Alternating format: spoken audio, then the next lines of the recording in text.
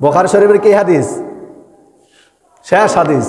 রাসূল বলেন কালিমাতানি, দুটো কালিমা এমন আছে, দুটি তাসবিহ, দুটি জিকির এমন আছে যে জিকিরগুলা হচ্ছে হাবিবাতানি ইলার রহমান, আল্লাহর কাছে খুব প্রিয়, আল্লাহর কাছে খুব কি প্রিয়। তারপরে কি বলছেন? খফিফাতানি আলাল লিসান, জবানে উচ্চারণ করা খুবই সহজ। দুইটা কালিমা এমন আছে কার কাছে প্রিয়?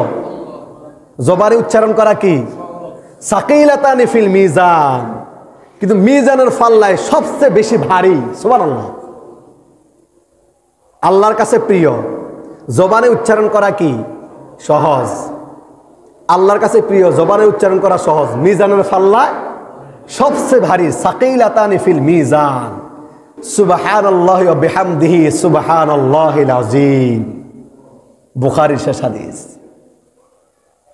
সুবহানাল্লাহি বিহামদিহি সুবহানাল্লাহিল আযীম মুখে উচ্চারণ করতে সহজ কিনা বলেন? সবাই পারি কিনা বলেন? কিন্তু আল্লাহর কাছে এই সহজ দুইটা কালিমা আল্লাহর কাছে সবচেয়ে প্রিয়। হাবিবাতানি ইলার রহমান, রহমানের কাছে খুব প্রিয়।